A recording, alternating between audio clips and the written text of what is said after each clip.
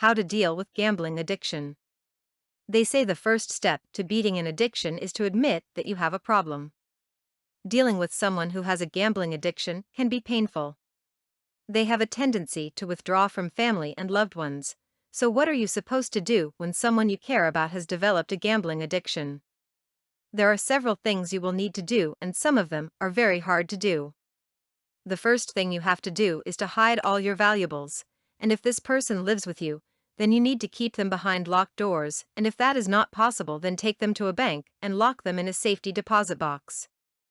If this person is your child or your spouse, then you need to limit their access to your money.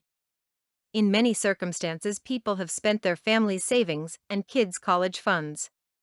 So if at all possible, try to get that person's name of the accounts if it is not already too late, and cancel all their credit cards. At some point you will have to confront them. When you do confront them, it is important to not yell and do not get angry. Just tell them how what they are doing affects you. Make sure that all the person's close friends are there to help with this. It is important that everyone take turns and tell the person how his gambling has affected their relationships, but in a non-angry, caring manner. This will help the person realize that the people that care about him see something that maybe he does not, and hopefully will take an honest look at his gambling.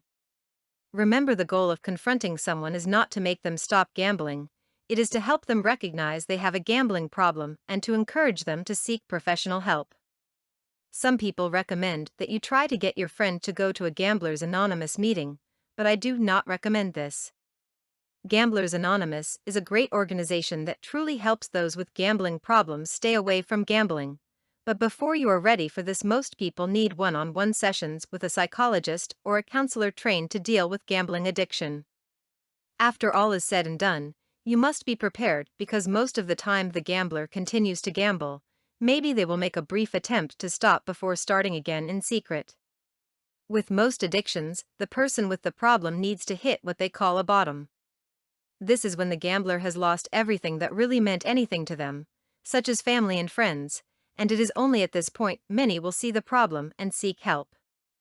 If you know someone who is unwilling to admit their gambling problem, I recommend that after you have tried your best to get this person to seek help, if they do not, you may have to be prepared to leave them.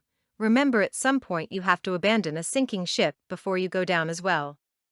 To find more information on gambling addiction, search Gamblers Anonymous and Codependence websites.